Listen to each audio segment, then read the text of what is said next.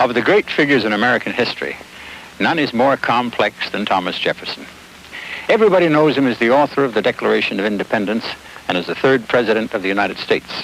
But few of us can comprehend the enormous range of his talents and interests. He was a living university, and yet a man of sincere personal modesty who believed in and took strength from the people. Though he married and was devoted to only one woman in his lifetime, he wrote one of the world's great love letters to another man's wife. To thaw the historic man from statues and stamps and the frozen form off the nickel, and so to understand and feel the living Jefferson, you have to come here to Monticello. Monticello reflects, as nothing else can, the character and personality of the man who made it. It began down there, in that valley, where Thomas Jefferson was born, in a simple wooden house in a place called Shadwell. That was on April 13, 1743. It was a wild and beautiful place, located only 30 miles from the Blue Ridge Mountains, which at that time were the western frontier of Virginia. His father was Peter Jefferson, a man of immense physical size and strength, a successful planter and surveyor who represented his county in the House of Burgesses. His mother was Jane Randolph, and the Randolphs were one of the most powerful, influential families in America. Jefferson preferred his father's self-made virtues to his mother's high-born pedigree and credits his father with launching his intellectual life.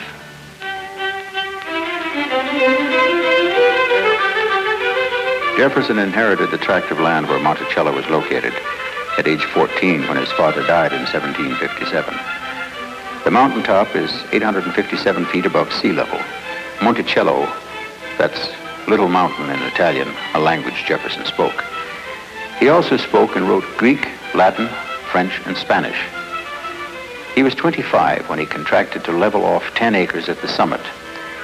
He paid for the job in wheat and corn. That was in 1768.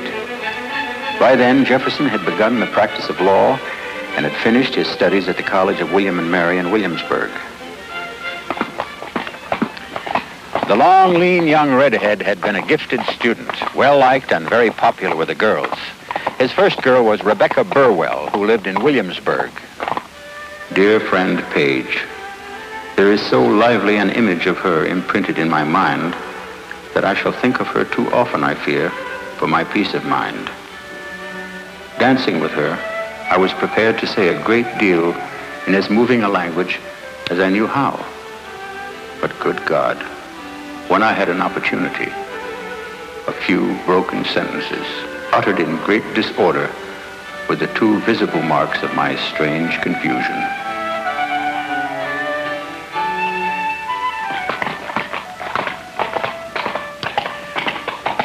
Jefferson's confusion wasn't all emotional. He had lots of work and travel plans, and a little too logically asked Rebecca Belinda to wait 3 years. Within 6 months, she married someone else. Also in college, Jefferson found time to teach himself architecture. What did you do with your spare time at school? Anyway, the chief influence on his taste was the 16th century Italian architect Palladio, who had revived the classic designs of the Romans, and brilliantly. Architecture is my delight, and putting up and pulling down one of my favorite amusements. For 40 years, Jefferson was putting up and pulling down Monticello. He began building it in 1769, and as we know it, the house wasn't completed until 1809. The dome was added in 1804. He got the idea for it in France, where he served as our diplomatic representative in the late 1780s. They call this the South Pavilion. It was the first building completed at Monticello. It was finished in 1770, and none too soon. That year, his mother's house at Shadwell, where Jefferson had been living, burned to the ground. In November of that year, he moved into this little house. But the building achieved another name from modern romantics, Honeymoon Cottage. That story came 2 years later with his real and abiding love.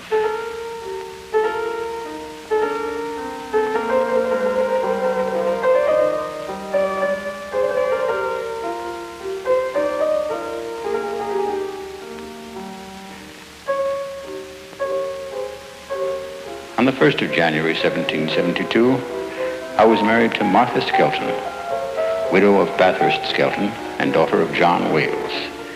I was 29 years old and she was 23. Mr. Wales was a lawyer of considerable practice and acquired a handsome fortune.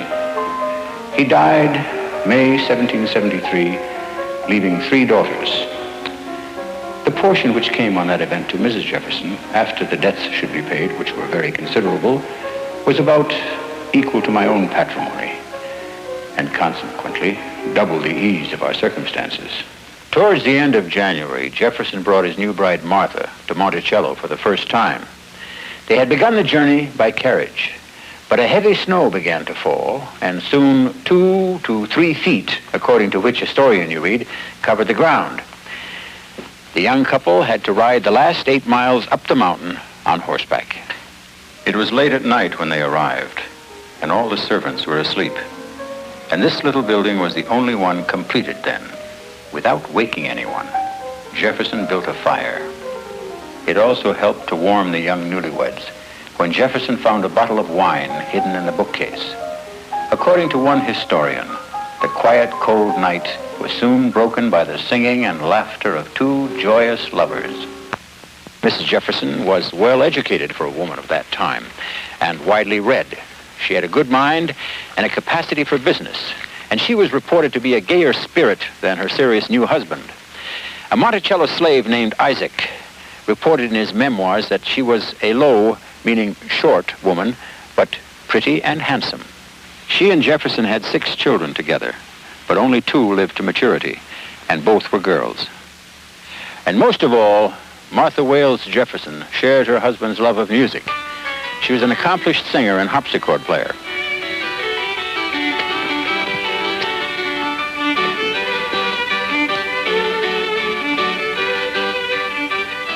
This is the parlor of the main house, and here the family entertained themselves with musicales.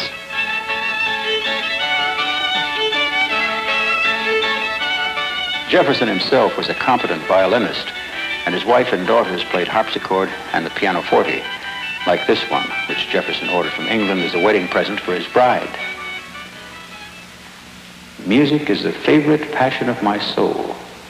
Fortune has cast my lot in a country where it is in a deplorable state of barbarism. It is probable Jefferson designed this music stand, and it was made here at Monticello. He also designed this music rack. He played Handel and Vivaldi and was familiar with Mozart and Haydn. He liked popular music, too. Some of the big hits of the day were Merrily Danced the Quaker's Wife and There's No Luck About the House. Not everybody appreciated Jefferson's talent. One man said Patrick Henry was the worst fiddler in the colony, with the exception of Thomas Jefferson. Jefferson also loved to sing. Again, according to the slave Isaac, you'd hardly see him anywhere outdoors, but he was singing, and he had a fine, clear voice. Incidentally, when he was president, Jefferson established the Marine Corps Band, which plays at the White House to this day.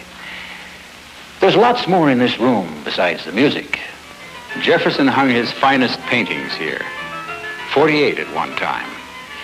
The ones you see belong to Jefferson and are copies of originals. Most of his collection was sold at auction after his death to pay his debts, which were considerable. I'll tell you more about that later. The huge matching pier mirrors, which are French, belong to Jefferson and have not been out of the house in 171 years. Did you notice the floors? Parquet in 10-inch squares, designed by Mr. Jefferson himself and thought to be the first of its kind in America. The wood is cherry, bordered in beechwood. To lay the whole floor cost a little over $200. Look at this. 2 doors, yes, but I only have to open one to open both.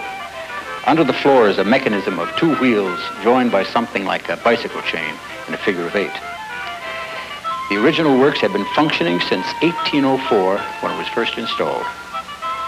You're right, Mr. Jefferson invented that too. I'll show you the hall later, but first let's go to the dining room.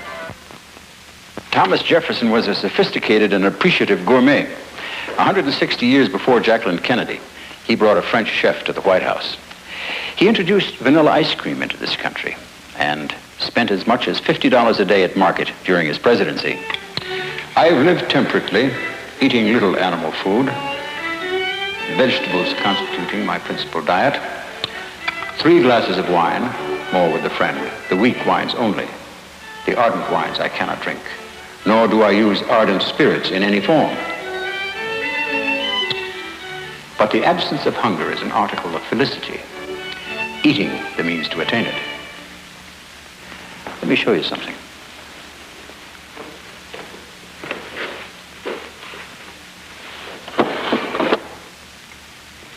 He designed this novel dumbwaiter to bring wines up from the cellar. The fireplace is original and contains Wedgwood medallions set in the mantel. The room is painted blue to match. At the opposite end is the tea room, which could be shut off for privacy or in winter by closing these double sliding doors. And you thought storm windows were a modern invention, right?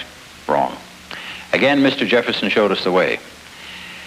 Around this table, a Chippendale, thought to have been a gift from George Wythe, gathered the most illustrious men in the nation.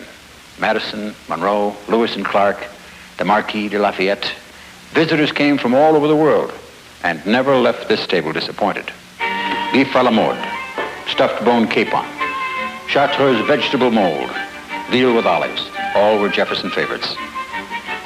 So was black bean soup.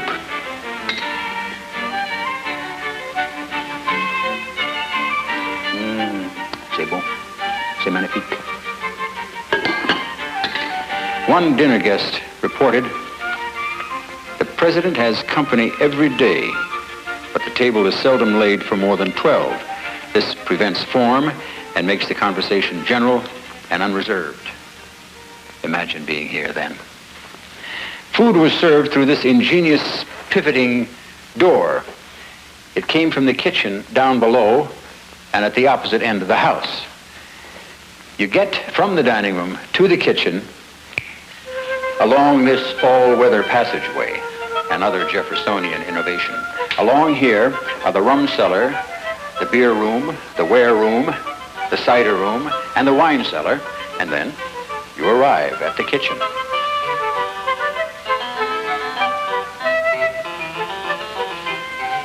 Fresh fruit from the Monticello orchards. All right, you say, all very clever and very civilized, but none of it possible without slaves. All right, a little plain talk in the kitchen. Yes, he had slaves, 50 at the time of his marriage, which brought him 135 more. But no man in his time, and remember that time, did more to challenge, restrict, or end slavery than Jefferson did. He tried to lessen the evil in many small personal ways. He also tried in big public ways. He called for its prohibition in the original draft of the Declaration of Independence, but others struck it out. He put forth bills in the Virginia Assembly to curtail it. Finally, years later, he at least got through legislation that ended the importation of slaves from Africa. Still, Jefferson was painfully aware of the irony of being the author of liberty and a slave owner. Nothing is more certainly written in the Book of Fate than that these people are to be free. If this evil is left to force itself on, human nature must shudder at the prospect held up. That was written nearly 40 years before the Civil War. Along here is where the slaves lived who worked in the house. There was a smoke room, a dairy, and this was the original well. Let's go back to the main house. A 7-day calendar clock designed by Thomas Jefferson. It's weighted by revolutionary cannonballs. Those on the left regulate the striking. The weights on the right descend with the ticking, and the top ball indicates the day and roughly the time of day by its relationship to the names of the days of the week written on the wall. Notice there was no room for Friday afternoon and Saturday. These were marked in the basement through the hole in the floor. The clock was wound every Sunday and was reached by this ladder. Watch this.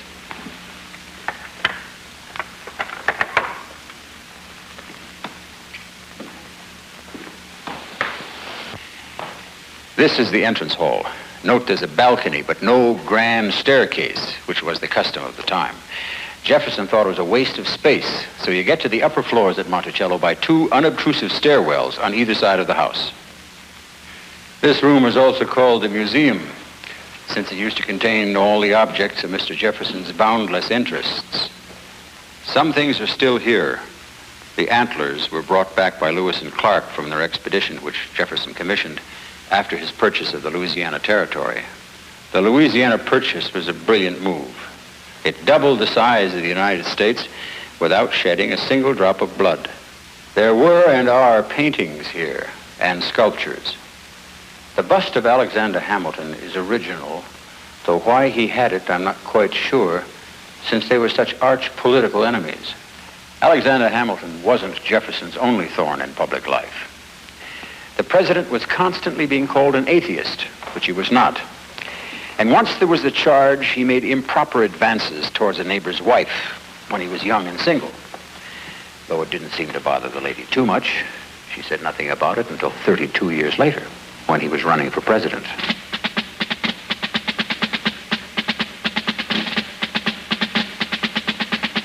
And then there was the charge of cowardice.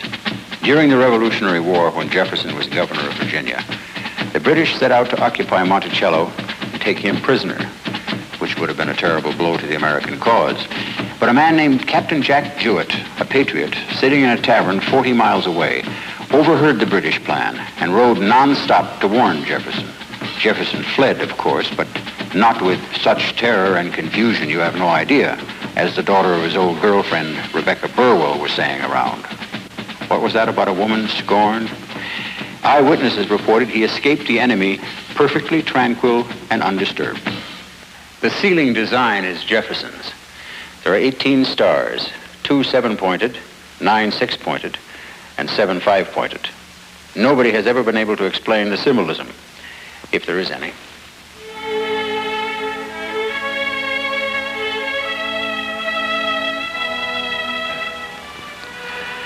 My greatest oppression is a correspondence afflictingly laborious, the extent of which I have been long endeavoring to curtail.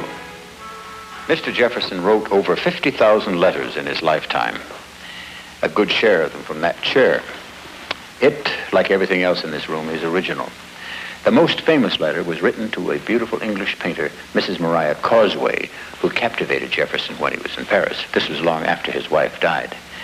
The famous letter was set up in the form of a dialogue between his head and his heart. His heart soared at the memory of the good times they shared and yearned for more. The head reasoned no. She was a married lady. As usual with Mr. Jefferson, the head won out. The draperies and bedspread are made after Jefferson's own design. All the beds on the main floor in Monticello are set in alcoves. Only this one is open on both sides. Jefferson died in this bed and in this room, and preserved until the end his exquisite sense of the order of things. He'd been desperately ill for several days and kept saying, "Is it the 4th yet? Is it the 4th yet?" When he was assured that it was indeed the 4th of July, he passed away on the 50th anniversary of the signing of the Declaration of Independence. John Adams had died that same day, a few hours earlier. This room Jefferson called the cabinet, and this area was the workroom. This magnificent draftsman's table was his own. And this was the library.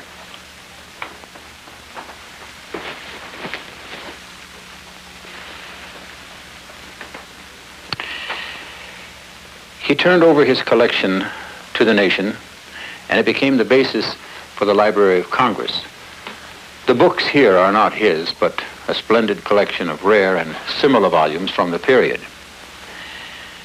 This was a letter duplicating machine. It made a copy of everything he wrote. Incidentally, this was Jefferson's chair when he was vice president under John Adams. Next door to this room is his daughter's room, his daughter Martha. Let me read you something he wrote her once. It may sound painfully familiar to some of you parents of teenagers out there. "Above all, and at all times, let your clothes be clean, whole, and properly put on. Do not fancy you must wear them till the dirt is visible to the eye. There is so much more about the house and about the man. It's not possible to say it all, but walk with me to the garden. I'll tell you some more I know. Jefferson was an experienced and loving gardener. He preferred, as you see, the more naturalistic garden designs of the English over the formalistic continental gardens. I didn't say a word about the University of Virginia, which he designed and founded. It's another of our great architectural treasures. And I did want to show you the fish pond. It's not just decorative, you know. Mr. Jefferson devised it as a way to keep fish fresh for eating in a time before refrigeration. Oh yes, I mentioned his indebtedness earlier. In the last years of his life, Thomas Jefferson went virtually bankrupt because of loans to friends on which they defaulted, and from his generous hospitality. He was almost literally eaten out of house and home. A national fundraising drive was all that made it possible for Jefferson to be able to live out his last days at Monticello. We're walking down towards an ending. The ending. I hope you won't look at it as an ending, though, but more that we've made a good beginning about really understanding Thomas Jefferson. I hope you've discovered the power and prodigy of his mind and the warm affection of his heart when it was moved. I hope you'll want to find out more and will come here to Monticello again someday. This is where Thomas Jefferson is buried. I hope he's alive in each of you. He left detailed instructions for this obelisk and directed what should be inscribed on it. Here was buried Thomas Jefferson, author of the Declaration of American Independence, of the Statute of Virginia for Religious Freedom, and father of the University of Virginia. He also said in those instructions, not a word more. But I don't think he'd mind if I quoted a few words more, some of his about America, written to his old friend John Adams. And so we have gone on, and so we shall continue to go on, puzzled and prospering beyond example in the history of man. And I do believe we shall continue to growl, to multiply, and prosper until we exhibit an association powerful, wise, and happy beyond what has yet been seen by men. And so, not a word more.